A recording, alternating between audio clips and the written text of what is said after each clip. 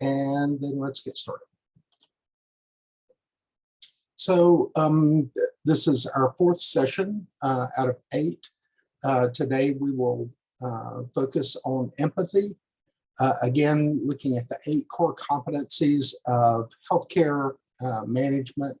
And so we really start with, what is empathy?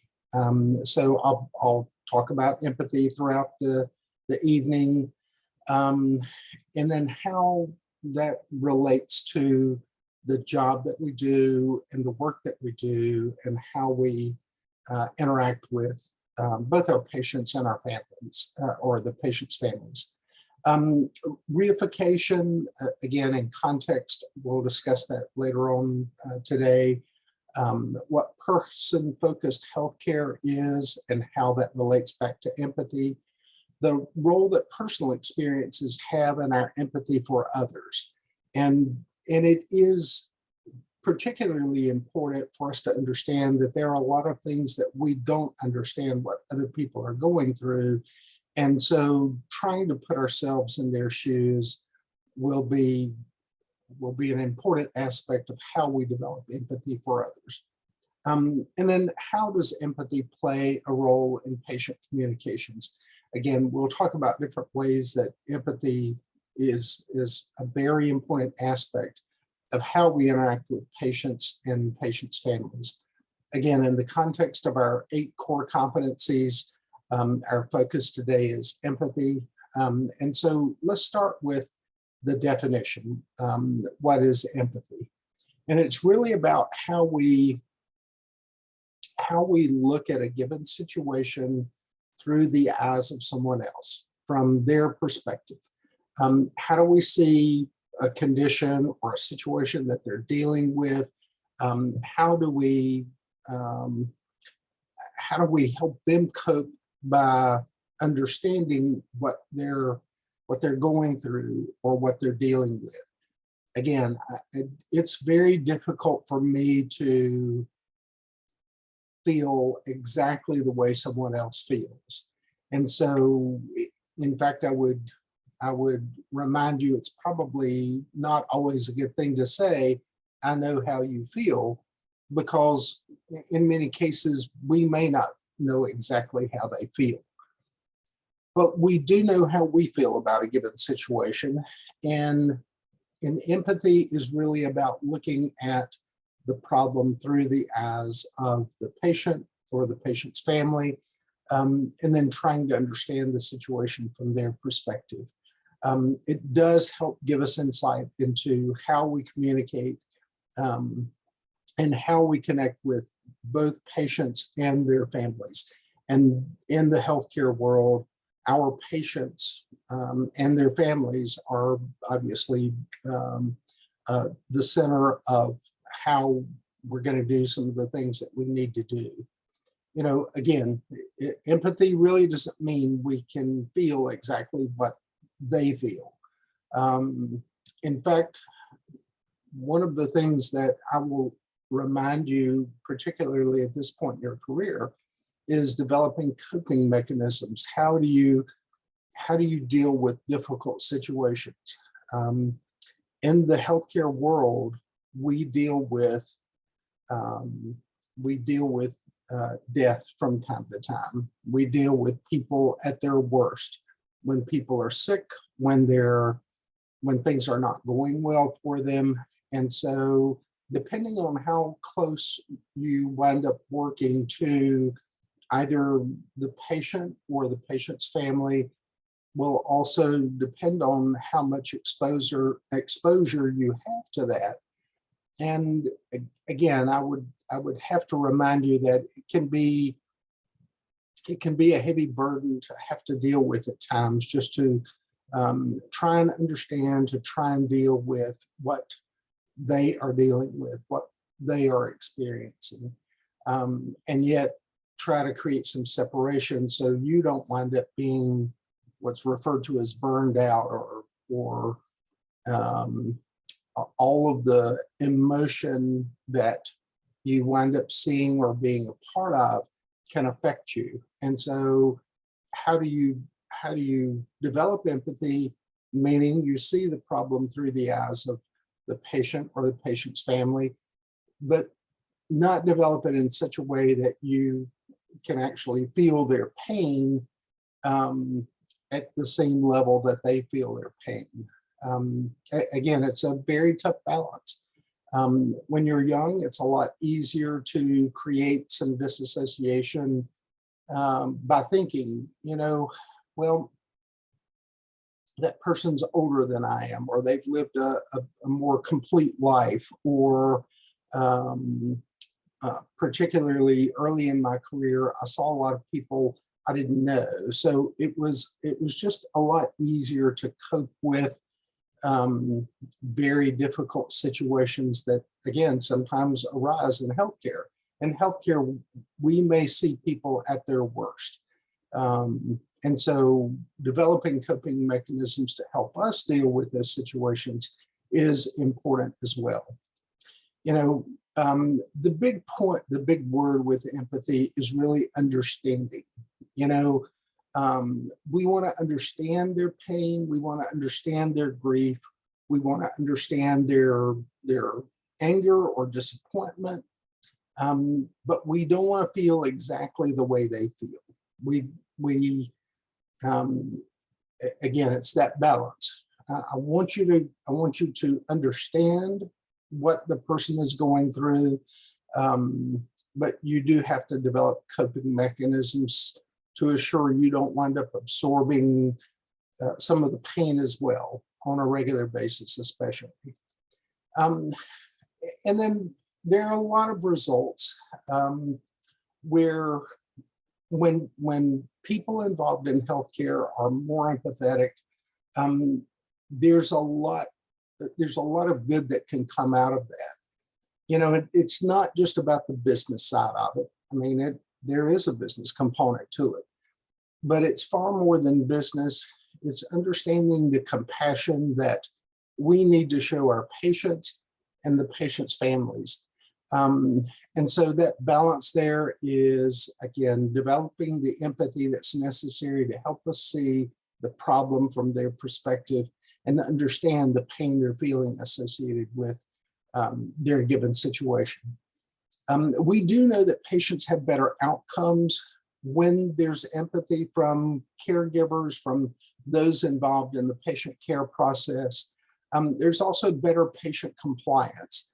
And when we talk about patient compliance, we talk about how patients actively listen to, hear, understand, and are more likely to participate in their own care in terms of giving you feedback, letting you know what's going on. Again, people have to believe you care, and it's important for you to care. And empathy gives us some of that insight into what the patient is thinking and what the patient's family is thinking. When this occurs, trust is built, and the role that trust has is paramount in being able to care for the patient and help the patient feel that there's some relevance in what they're doing and how they're doing it. But it also means better patient satisfaction or customer retention. The more they trust you, the more they believe in you, the more likely they are to use you when they need to. From a business standpoint, it's very important to have repeat customers. Again, healthcare is far more than business, but at its core, there are key business principles that we certainly can't ignore, and that is we need patients to be able to operate our healthcare system, and patients need to trust us to want to come back to us for when they need healthcare. It also drives up patient satisfaction. Sometimes we use the phrase user experience or patient experience, but when patients trust us, they're far more likely to be happy and more satisfied with the services we're providing to them. We want them to feel satisfied. We want them to feel human. We want them to feel that we're doing all that can be done to help them in their given condition. You know, there are a lot of functions within a hospital that can be desensitizing. The way we do things at times, it can be dehumanizing. And so it's important for us to, again, establish that bond with the patient, establish that understanding, and to help them understand how you feel about a situation by you understanding how they feel about a situation. And so anyway, it is, we keep getting back to the point of patient satisfaction, and more than anything else, that's humanizing what's going on. It's being sure that we see this patient and their family as more than a number, but one patient at a time, one family at a time, and hopefully one cure at a time. It also leads to better communication. Whether it's empathy is that nonverbal communication. And so there's, you know, there are times that you can look at a friend and when you're having a difficult situation, they can see in you that you're having a difficult situation. That's really that bond that you've developed as a friend, and that's also them seeing what you're dealing with through the eyes of someone having empathy. And so from a communication standpoint, not all that we say is spoken. You know, the words that we use can certainly have a big impact on how we deal with other people. But sometimes it's what we don't say that also has a big impact on other people. It's how we do the things we do. Again, that shows the empathy that we have for the patient or the patient's family. You know, one of the biggest complaints that we have, particularly in some of the areas where I worked in healthcare, is because of poor communication.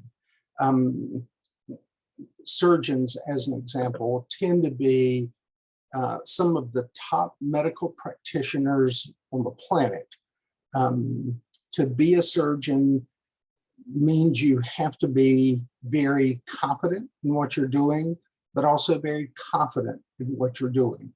The challenge with that can be, in that confidence, can also be some cockiness, some almost over the top behavior at times.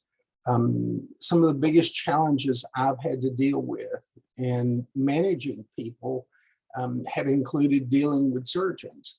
And surgeons routinely get poor scores for communications. And a part of that is because they sometimes just don't communicate well with their patients. The best surgeons have really good patient care skills, but also have really good people skills. Just understand that's a rare combination. Now, if I'm sick and would I rather have a surgeon who's nice or a surgeon who's competent? Well, I'd rather have a surgeon who's competent because they're going to be able to take care of me. But as an administrator, we're far more likely to see problems arise from surgeons who are not nice, are not good at communicating with their patients.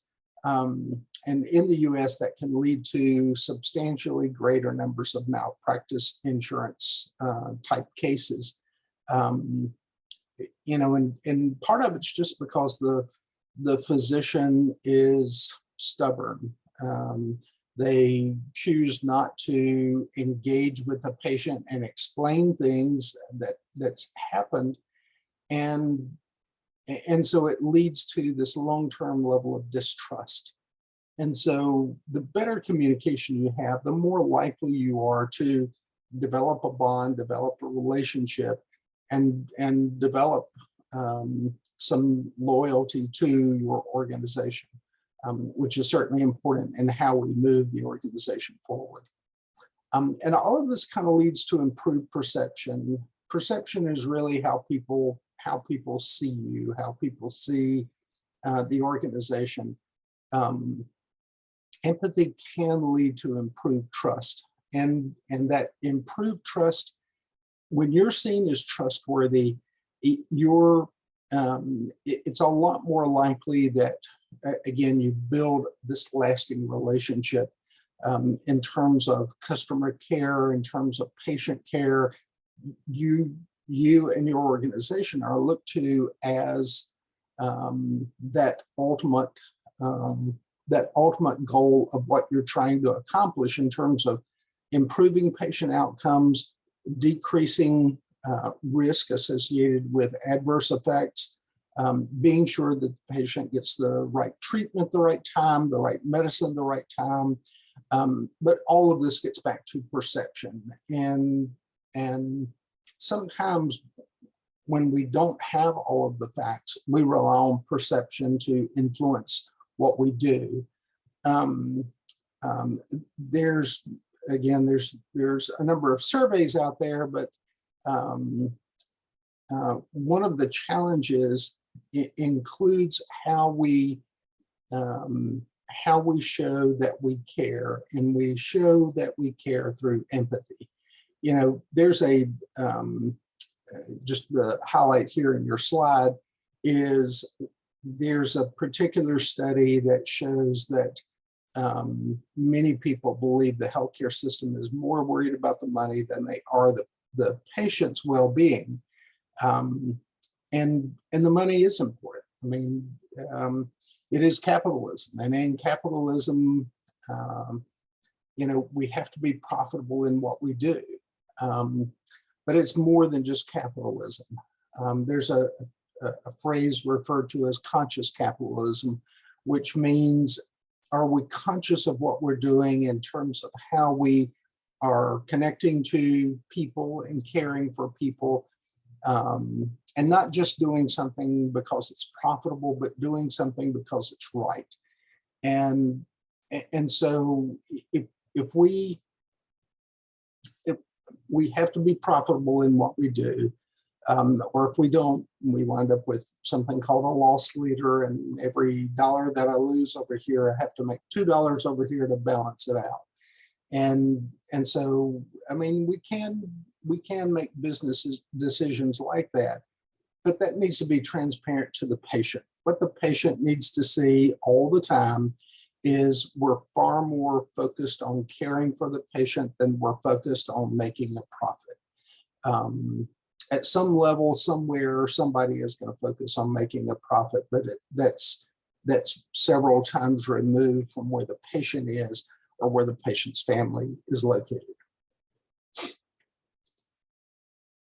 Other parts about empathy includes how we attract employees and how we retain employees, but all of this comes back to culture. If people see that your culture is a winning culture, it's attracting other people, it's building brand loyalty in the community in terms of how people see your hospital or your healthcare system.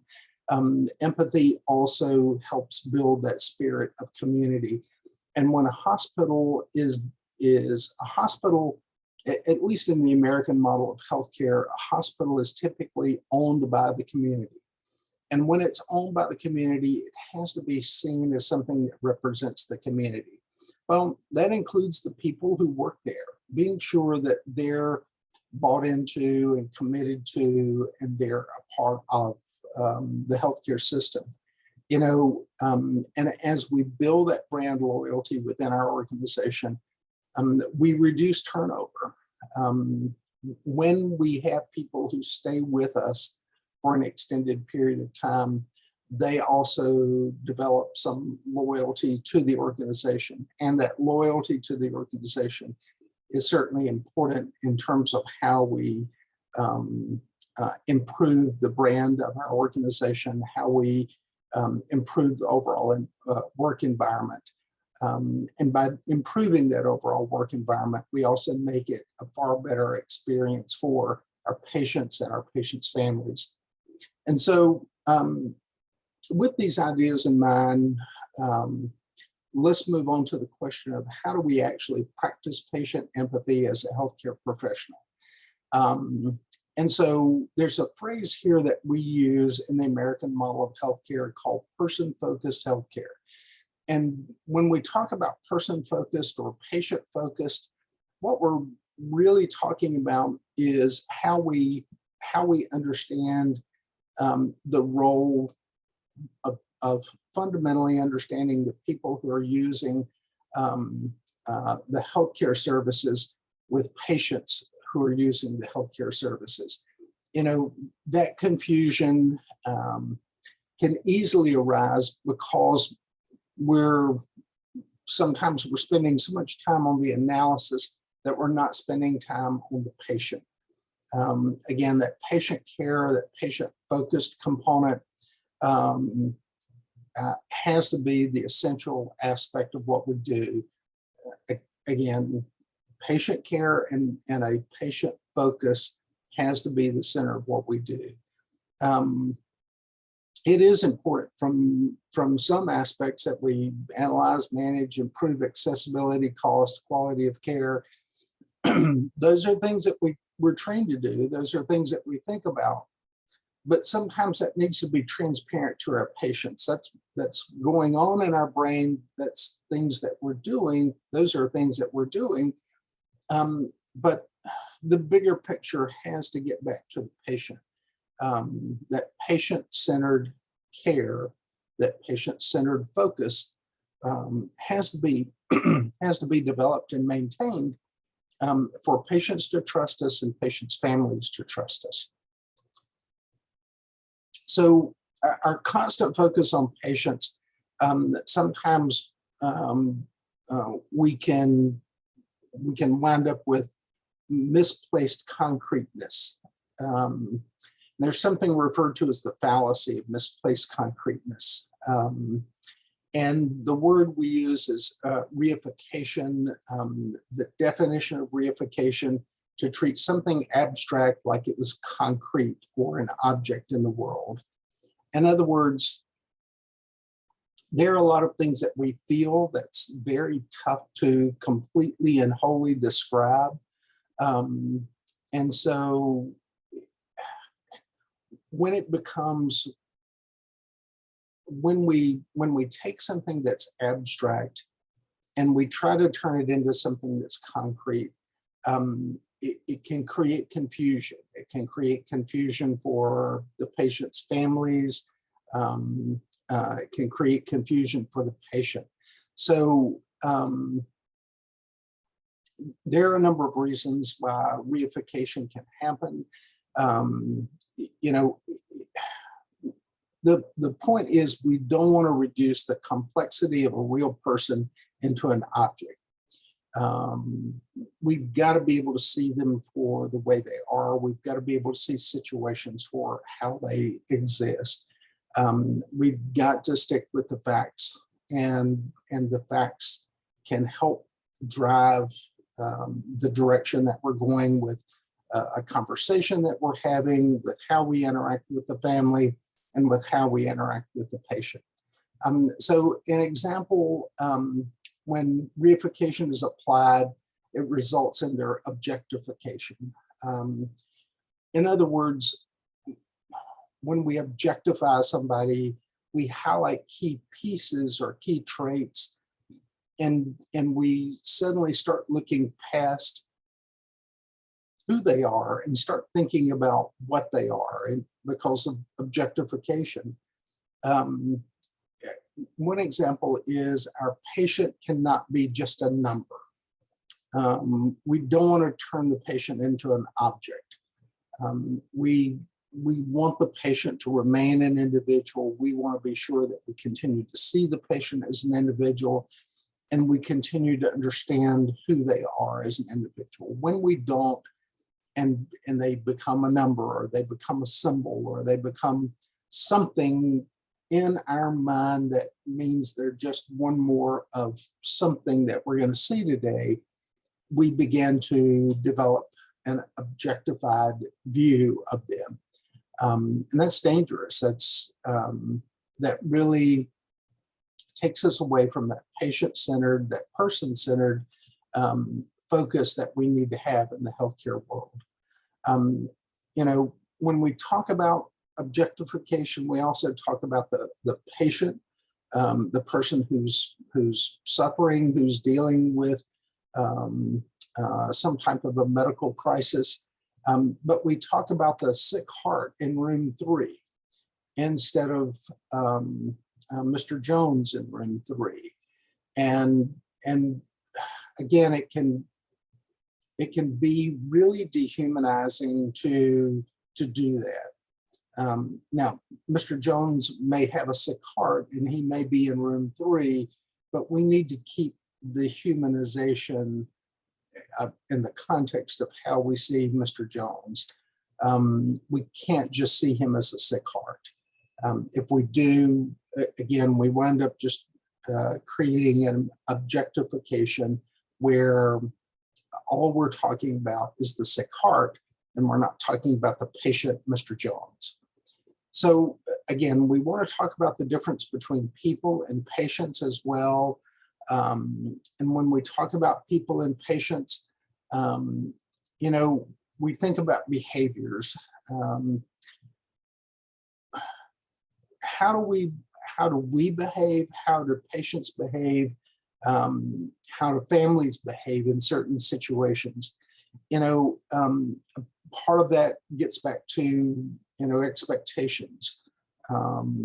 What type of social situation helps us understand a certain way to behave?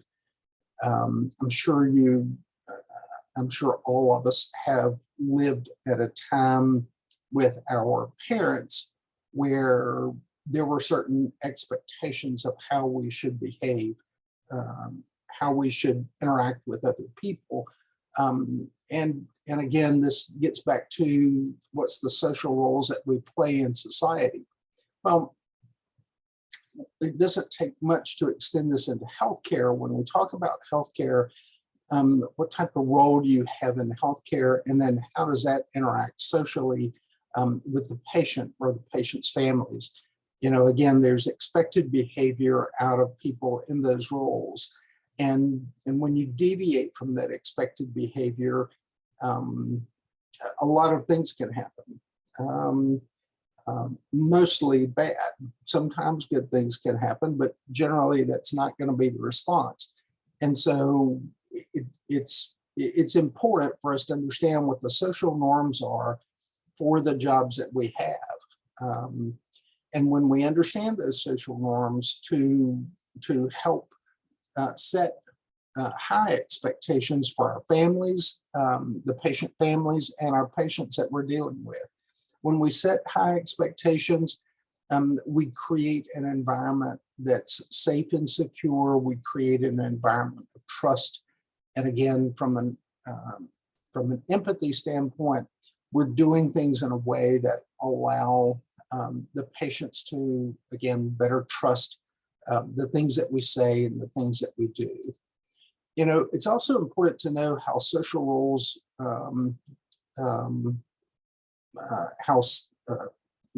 a social role plays in how you work in a group or how you work as a part of a team. Now, we'll later talk about groups and teams, but it's important in terms of the social construct of the group or the social construct of the team. How do you work together? How do you interact with each other? Whether you're working with the patient or you're working with your team that's providing care for the patient, that's that social role that we look for. It's also the social role that the patient looks for, again, in terms of expected behavior within a given hospital. So when we look back at the question of whether or not a student, customer, parent, and employee are a person, and is important for us to see people as a person. But it's also for us to understand that how people are carrying out different roles in life, then what's the social role as well. You know, being a patient is also a social role. As a patient, it's important for us to understand how we interact with the patient and how the patient sees us, and so what type of image do they have of us, and what have we done to either make that image better or make that image a little bit more problematic. You know, it all boils down to the foundation of this gets back to trust. What type of role are you playing? And then how do people trust you because of how well you're doing or the way that you're doing what you're doing?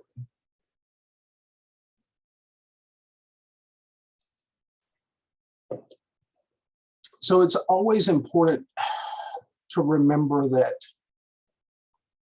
when we objectify people, that reified patient, the reified patient never dies, but real people always do.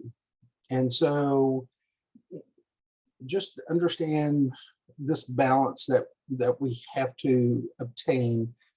We'll always have another patient in bed 15, and let's say this is Mr. Williams and he is in bed 15. Well, if Mr. Williams winds up recovering from his injury or illness, then he's discharged and we wind up with another patient in room 15.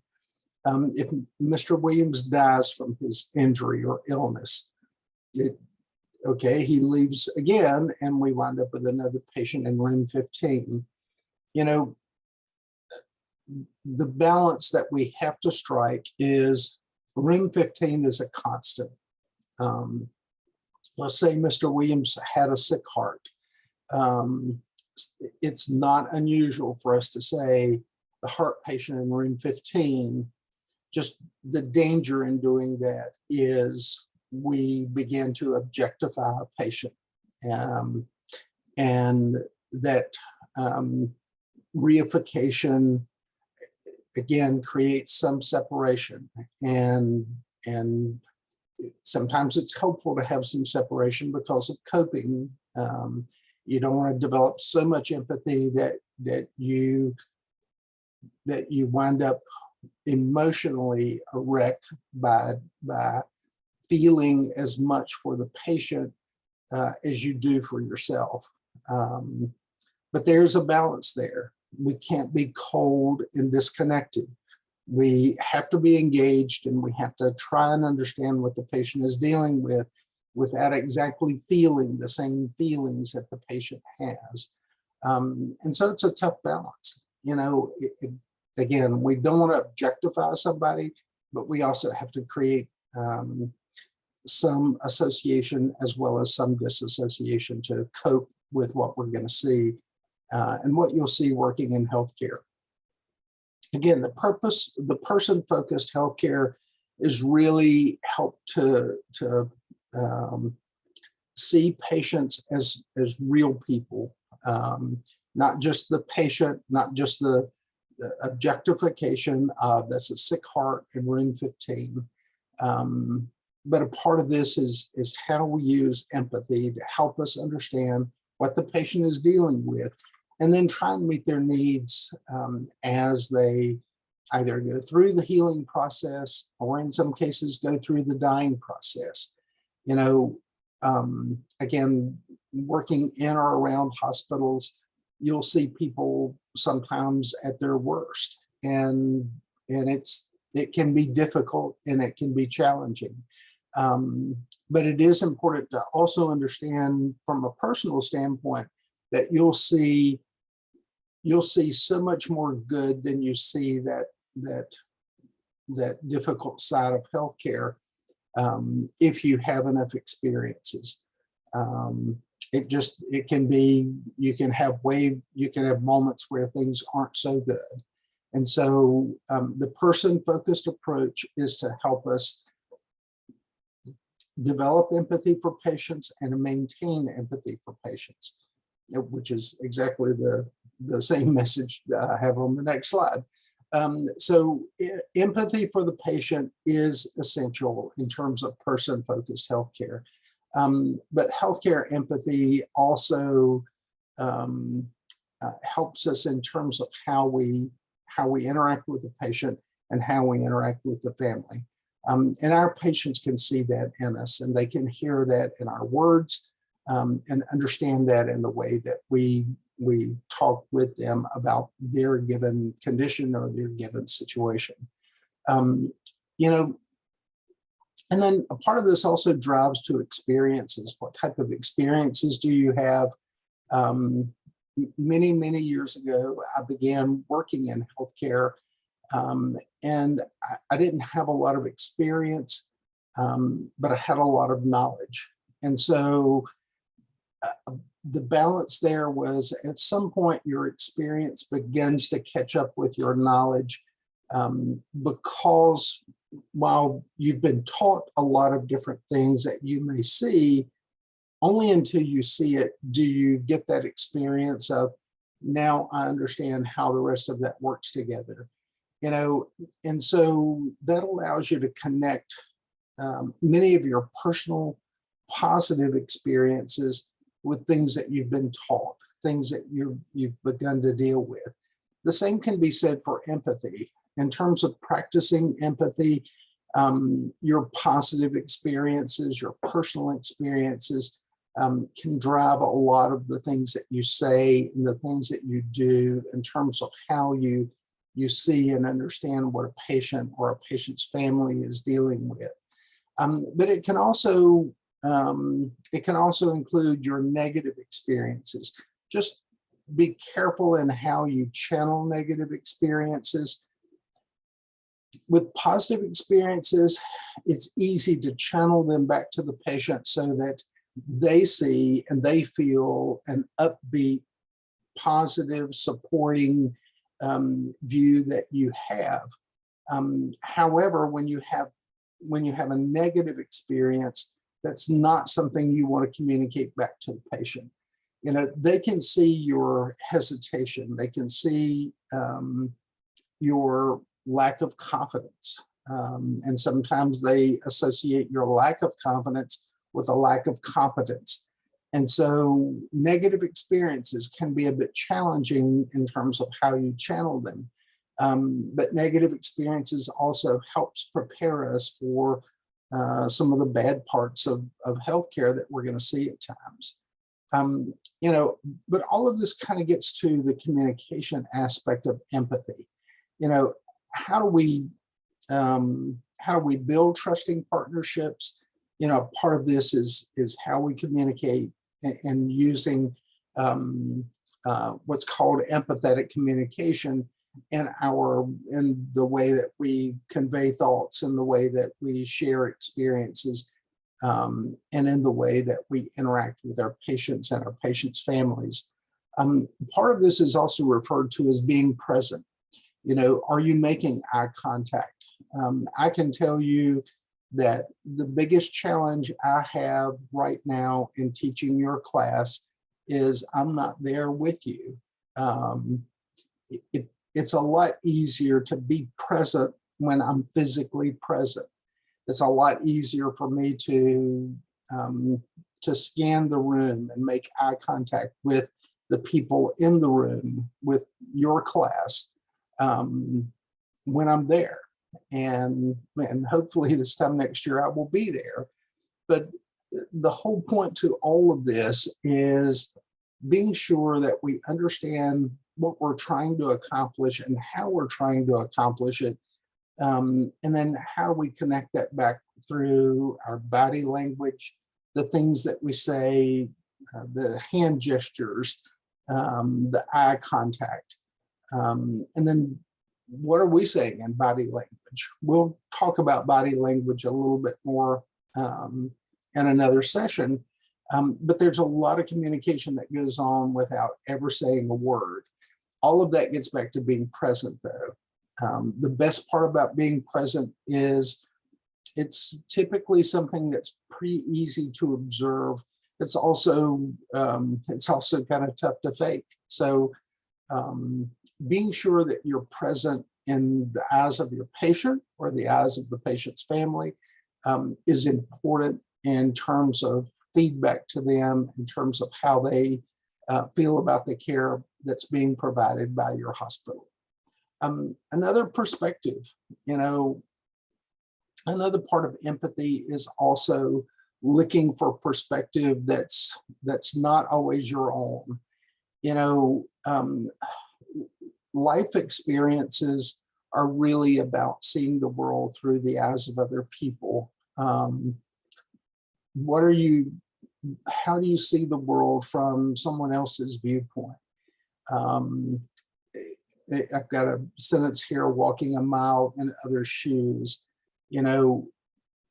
Being curious or trying to understand the world from different perspectives is important in trying to figure out why things are happening the way they are. There are lots of challenges in many countries around the planet right now. And, part of our challenge is sometimes we're not talking to each other, we're talking at each other. And when we talk at someone, we are typically shouting and we expect them to listen, and they're not. And so we choose to just shout louder rather than trying to have a conversation, rather trying to have a dialogue. At least try and understand the perspective of other people. You may not agree with it, but at least try and understand it. If you can at least see their view from their perspective, that is what empathy is. And so a part of this is also about how we listen to what people are saying. Actually, again, I'm getting ahead of myself, but how we listen to what they're saying, we acknowledge what they're saying. One word to avoid using is but. I hear what you're saying and I agree with what you're saying, and I think this and this and but, and then I say something else. Well, when I use that word in the middle of a sentence, what I typically do is dismiss everything that I said up to the word but. And what the audience typically hears is everything that I say after the word but. And so it's important in terms of how I break up my sentence. Typically, I want to connect the bad and the good. So if there were some good things that happened, I identify them, and there are some things that we need to improve on, and I identify them, and I link it all together.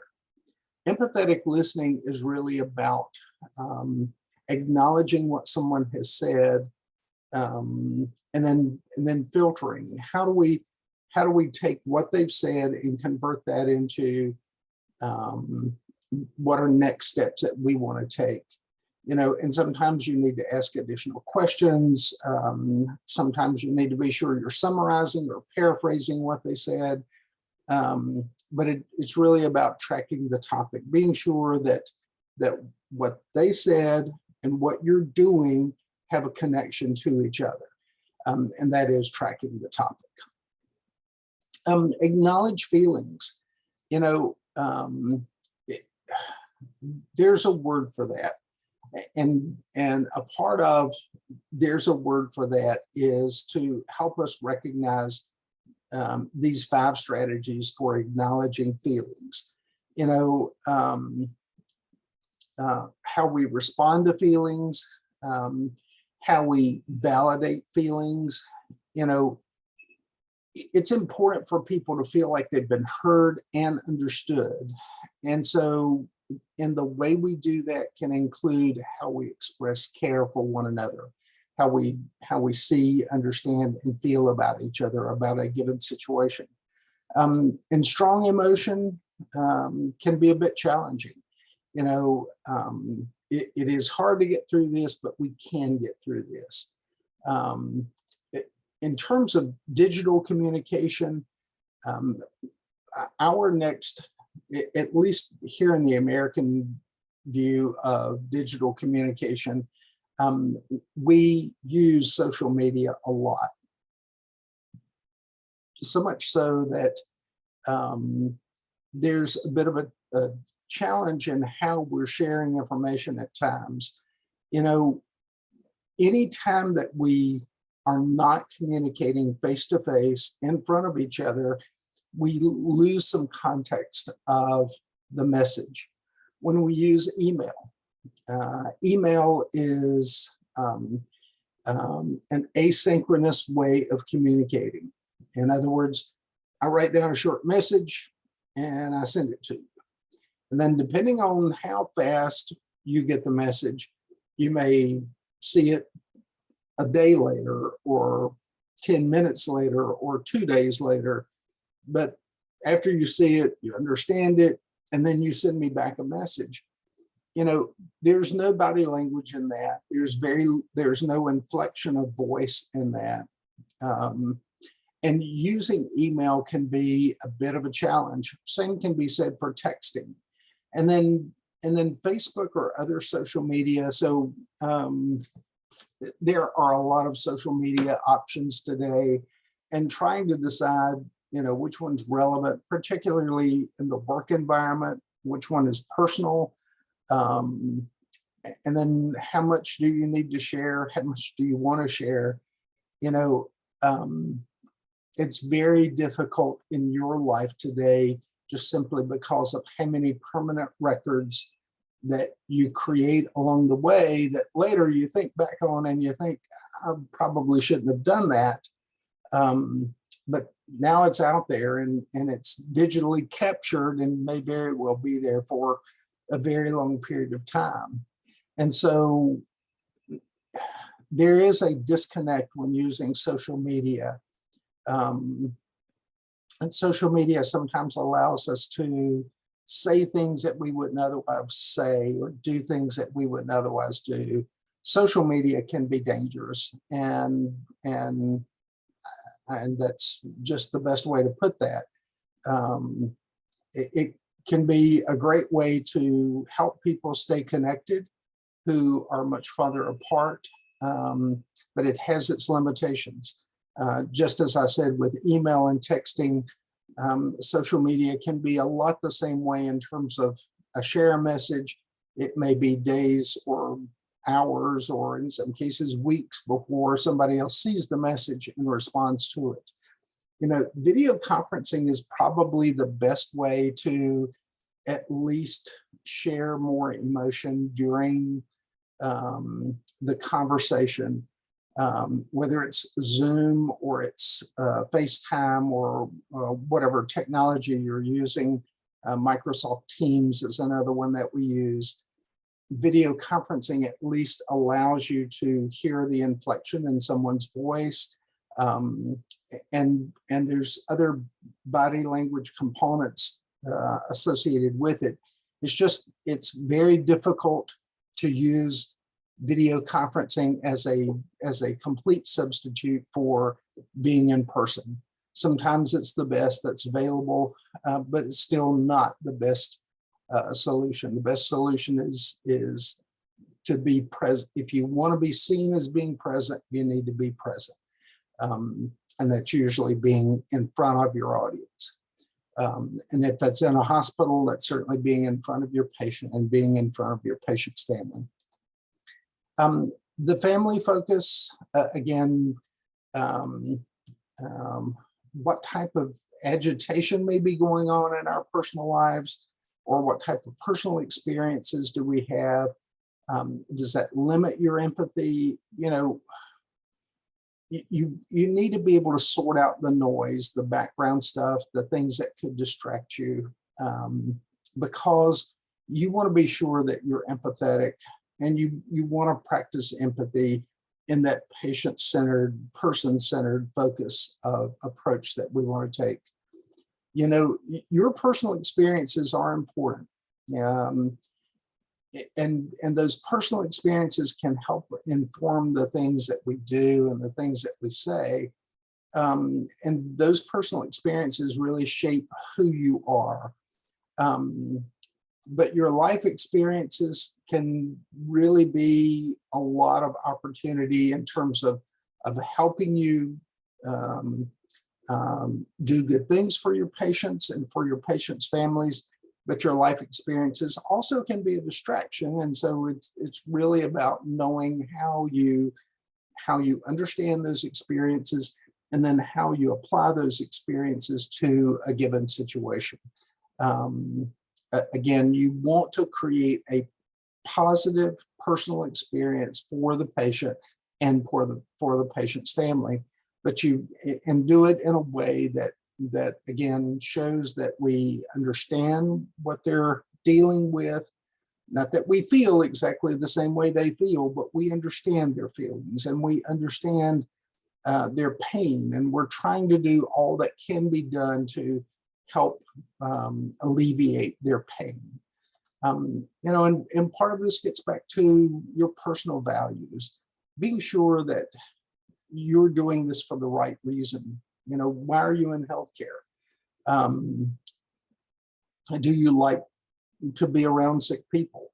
I don't like particularly to be around sick people, but at the same time, I understand that's you know, that's kind of a requirement of the environment. That's the nature of the environment, and our job is to, as an organization, is to be sure that you get better and that you're treated well during your experience with us here at the hospital. And that includes all of your different experiences that you have here at the hospital. And so, again, a part of that gets back to your personal values. Do people see you as a nice person? Do people see you as an empathetic person? Is that who you want to be? It's who you need to be if you're going to work in an environment where we're caring for people who are sick and injured, and some of them will die. And so having those life experiences and those values will also inform the way that you care for patients, and that you show them that you care for them as well as their families. It is important to be curious, ask open-ended questions, use open-ended questions in terms of how a closed-ended question is a yes or no question, okay? An open-ended question allows someone to not just answer yes or no, but to expand on their answer. Why? You know, the main question that you have asked most of your life is why. And an open-ended question that includes the word why will help, or at least helps someone answer the word why, will also give them the type of details that they need, and sometimes will give you the details that you need if you're asking open-ended questions. Affirming strengths don't necessarily mean that you agree, but affirming strengths means that you're using statements that are direct and straightforward. Again, you don't have to agree to use an affirming strength, but you do need to be sure that you're sticking with the facts and that you're looking for common ground to at least move forward. And there can be awkward situations. You know, when there are awkward situations, it's important to also think in the context of, well, what's my individual perception or perspective, and then what is the reality? You know, in addressing an awkward situation, you know, sometimes the important step is to look for a path forward. How do we deal with the awkward situation, but at the same time look for a path forward? How do we move beyond where we are right now so that we leave the awkwardness behind us? Again, it gets back to, are we listening with empathy? Are we paying attention to what's being done? How much are we communicating with the patient? We don't direct, we follow. And when it comes to empathy, we're not just there to judge. We're there to, more than anything else, to be there and to show that we're there, to show that we're connecting. You know, when there's empathy, trust develops. And trust is really a paramount thing for a patient to believe in and to understand and to deal with when it comes to the medical type of setting. You know, you've got to be able to connect in those key moments that you're connecting with a patient. Really get back to how you use empathy to achieve those first golden moments, so to speak. I do have 8 steps here in terms of listening with empathy in a medical setting. First of all, we've got to decide to use empathy. We've got to look for those golden moments, but we also have to listen. What are the key feelings that the patient or the patient's family is that they're telling us about this given situation? And then what type of needs do they have, or what type of personal values are being expressed as a part of this? And then remaining present. When listening to the speaker, are you remaining present, or are you drifting off and thinking about what am I going to say next? Or are you drifting off and thinking about something completely unrelated?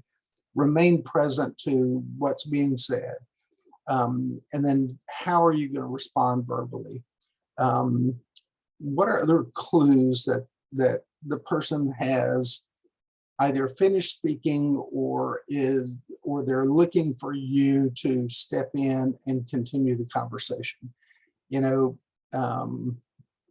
when you're having a difficult conversation, sometimes it's okay to let a little bit of silence take place. In part, that's a symbol that I'm listening and I understand what you're saying, and here's the best solution I can offer. Now, if you create that type of pause, you also build expectation. And if you build expectation, you kind of need to deliver. So all of these things come together to, again, what's your experience? How do you reflect on it?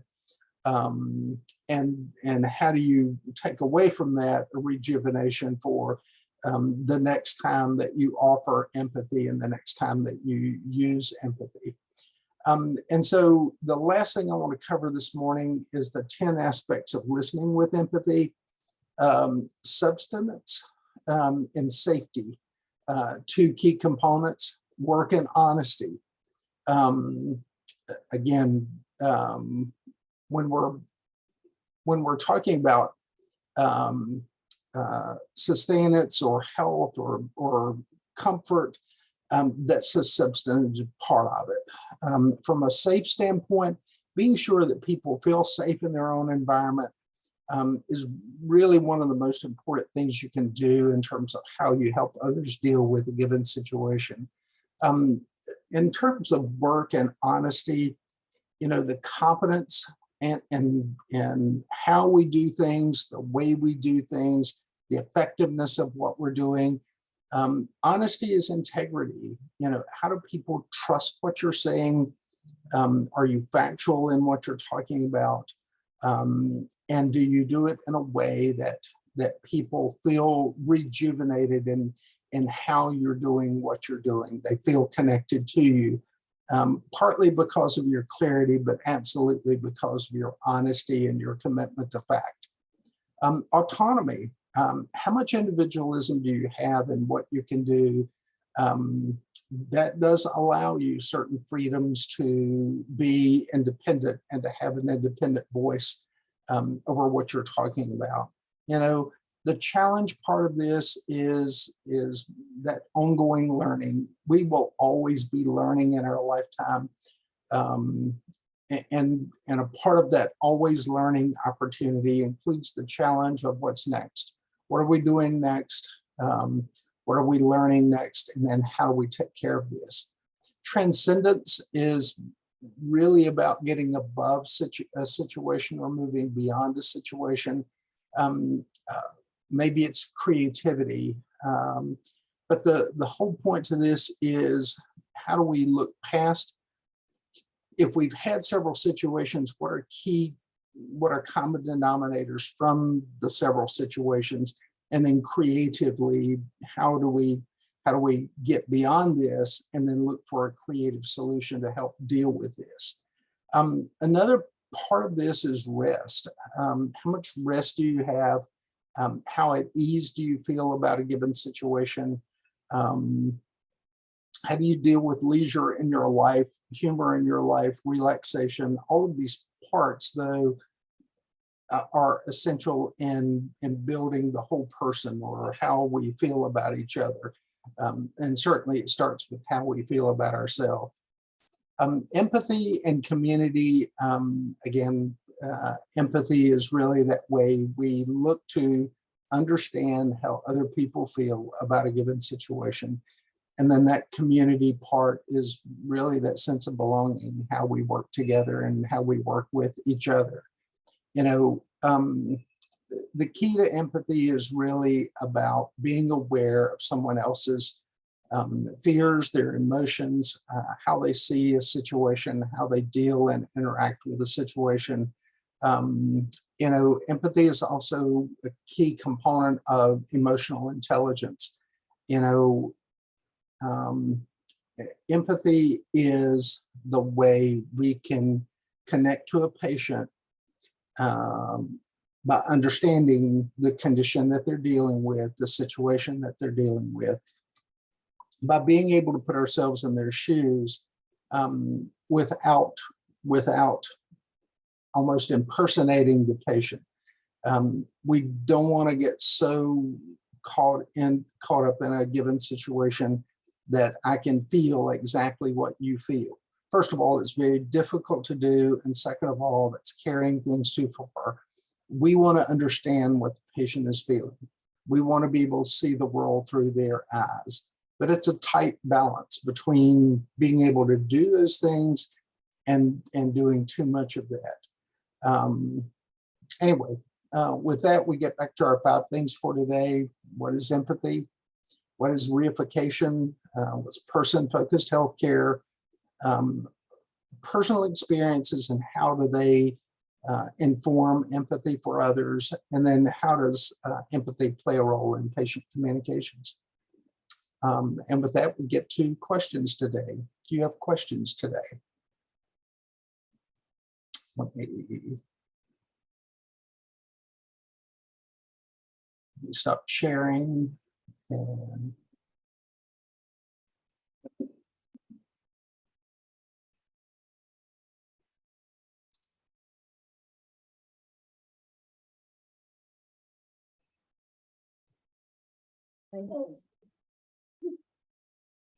hello. I have a question to ask. I think my empathy is very poor. I can feel the changes in the other person's emotions, but I don't know how to make a change. How to make a change as a result. Is empathy poor because I care too much about myself feelings?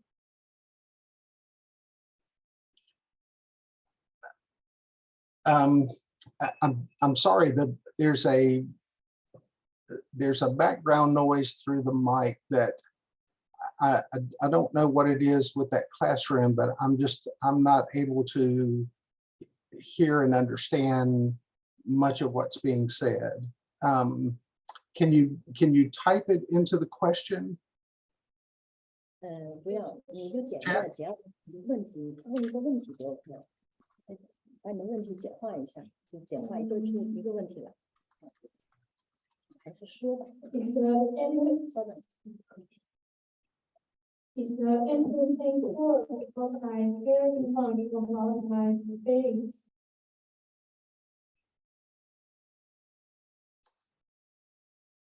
Yeah.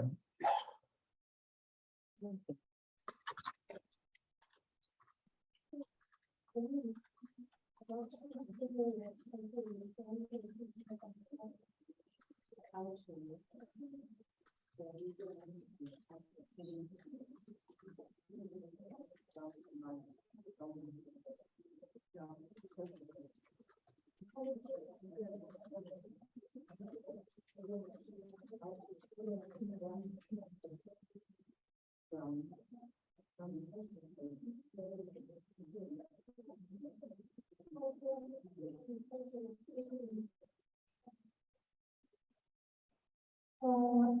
to know how HCM the personal spirit.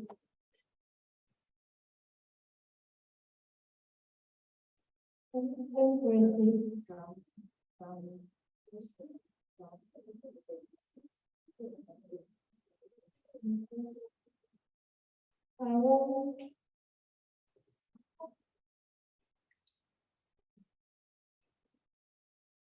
Maybe, hello, Professor London. Maybe students want to learn how to understand the answers they from someone's feeling. Thank you.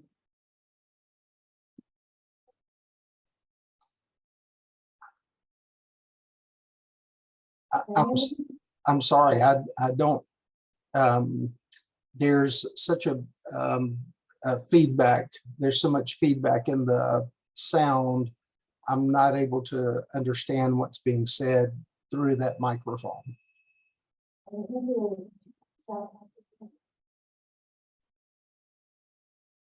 Wait a minute.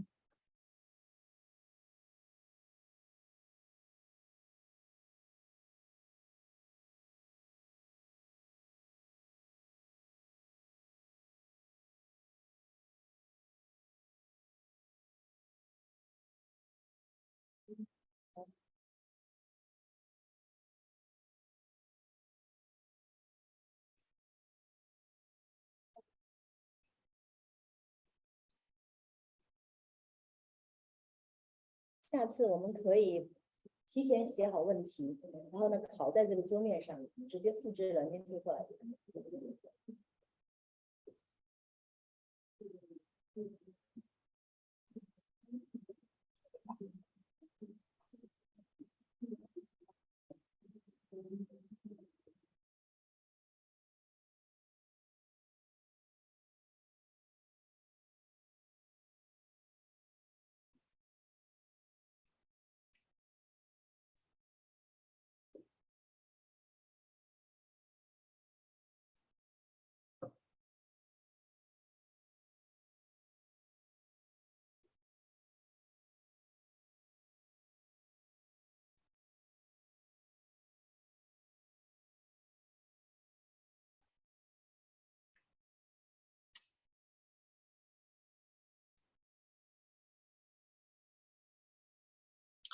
So your question is empathy poor because I care too much about my feelings.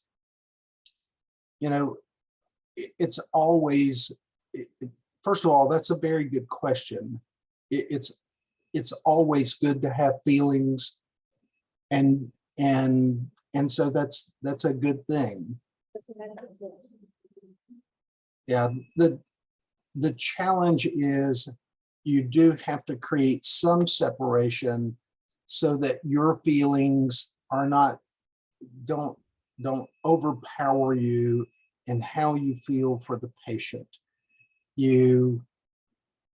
It's always a delicate balance. Again, empathy is good. Being able to care for your patients is really important. I always want to try and connect with my patients. And so it is important to have strong feelings, but it's also important to be able to recognize how to limit getting so involved that you become so emotionally attached that if the patient has a poor outcome, and some of our patients will have bad outcomes, it doesn't weigh so heavily on you. it's good to have feelings. It's important to have feelings. And so that's important for empathy. But at the same time, you've got to create limits to how you feel about that. Otherwise, you can become so emotionally attached that it hurts you personally over a long period of time. But having feelings is a good thing. Thank you.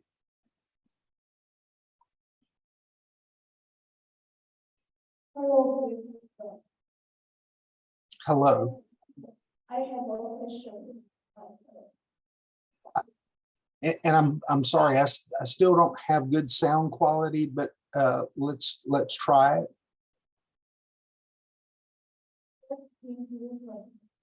What improvement can we make to our healthcare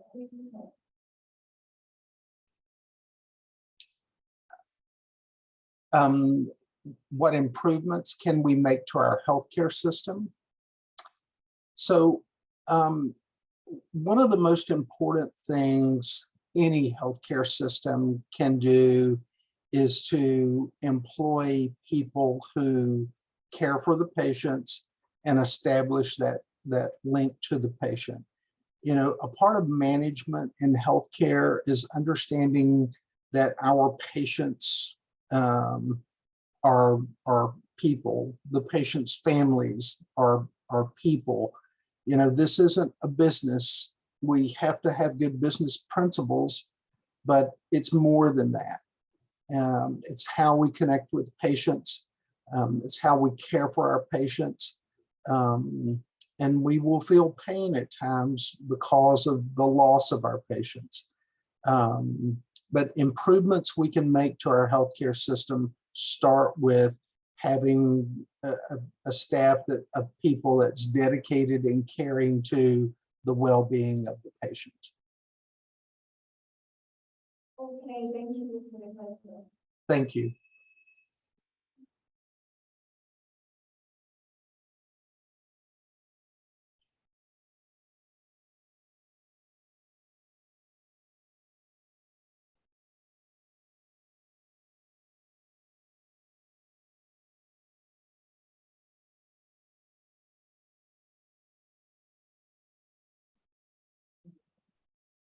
This class, we talk about empathy. So empathy is the ability to understand the feelings and the thoughts of another person from their perspective. Here are 6 benefits of employing empathy in healthcare: better patient outcomes, better patient complaints, better patient satisfaction, better communication, improve protecting and reaching better employers. So this is 6 benefits. What do you think? What do you think is more important? Thank you. Sure. So I understood parts of that. As far as communication and empathy goes, empathy really helps us connect to the patient. We have to have good communication skills to be able to connect with a patient and a patient's family. Now, so much communication, we rely on what we say, but it's also eye contact. It's also our facial expressions. It's how we feel about each other. Those things create a bond that we can develop with our patients and our patients' families. And so empathy is a cornerstone of that, because it means we understand how they feel. We may not always feel the same way they feel, but we understand it. And that communication component is really important. All of the pieces of communication. We look at each other, we have facial expressions, we nod, our hand gestures, our all of those things, though, are important in how we express to our patients that we want to connect and we want to help you, and the patient's families see that in us as well. Thank you. So you think communication is the best important? It's very important, yes. I have another question. So being a patient is a social role. Social role. So patient never die. Real people can die. So I want to know the personal focus requires that we maintain empathy for our patient. Which do you think is important of 10 aspects of listening with empathy? Thank you. So as far as the things we emphasize with our patients and the communication that we have with our patients, you know, a part of this is also, again, creating that connection with the patient, and that we recognize that patients are people. You know, if I'm operating a business and I'm buying cars and I'm selling cars, there's sometimes we love our car, but it's not a person. And in healthcare, it's really different. We have to have good business practices and good business principles, but we also have to remember that our patients really make us a good hospital, and the way we treat them make us a good hospital, or it can make us a bad hospital if we treat them poorly.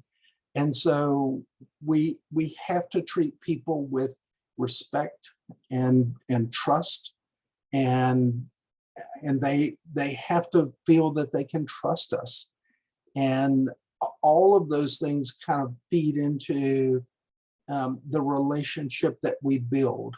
If we're good at this, we will build a lifelong relationship with the patient and the patient's family. You know, from a business standpoint, that's good for business, but from a healthcare standpoint, it's great for the patient, because if they can trust us in a lifelong way, then we have their records. We know what's wrong with them. We know how to care for them. And it's a lot easier for us to be able to help support them throughout their life for a very long time. But all of that gets back to the trust that we create, and the relationship that we build with the patient and the patient's families.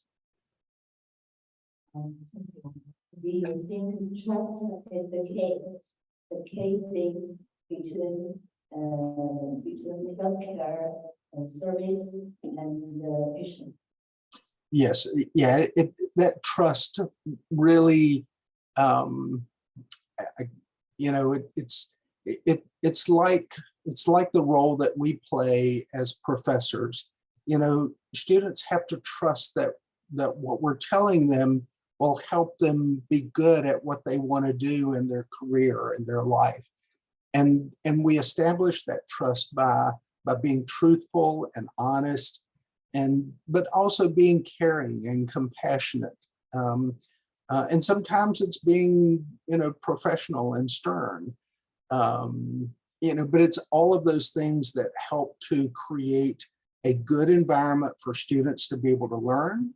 It's the same way for patients to feel that we're caring for them, because we do care for our patients, and we want all of them to get healthy and to get well, but it doesn't always work that way. So we also have to be human and understand that too. And it's very good example. Thank you. Last question for students.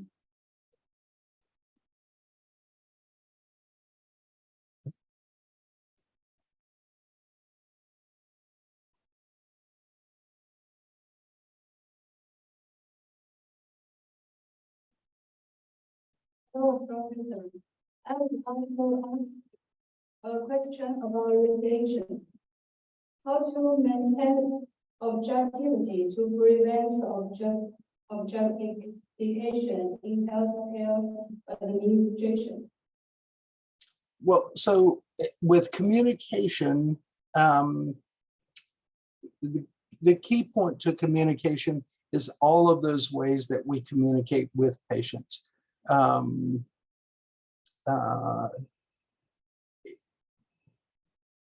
I'm sorry, are you saying objectification? Is the word you're using objectification? So maintaining objectivity and preventing objectification. So it's difficult. On one hand, we want to stay objective. I mentioned sometimes we talk about Mr. Williams having a sick heart in room 12. And it's very easy for us to kind of drift over into saying the sick heart in room 12. And we move away from calling Mr. Williams a person and we focus on his sick heart. And that helps create there's some coping that goes with that, because if Mr. Williams dies and we've spent a lot of time caring for Mr. Williams, a part of us is really upset about that. And the more that happens, the more cumulative effect that happens. So there is some objectification that takes place. But we have to be mindful of the fact that every person is a person. They're not just a sick heart. They're not just, a something. They're a person. And as much as we can stay connected to Mr. Williams in room 12 as the person, as the patient, the easier it is for us to avoid the outright objectification that can happen. There are lots of times that we objectify people for an image they produce or something that they do without seeing them as the whole person. And when we do that, we reduce them to being something less than what they are. And so that's the important part of preventing objectification, is to be sure that we see the person for all of who they are. We're all somebody to others, but we want to be seen as somebody. We want to be seen as more than just a sick heart if you're a patient, but we want to be seen as more than just an objectification. But it's a tough balance in healthcare because, again, we don't want to get so caught up in the patient that we wind up losing a piece of ourselves. That is a really good question. Thank you. Thank you. Maybe that's all the time. I'll see you tomorrow. Okay, I will see you tomorrow. Bye-bye. Bye. Bye-bye.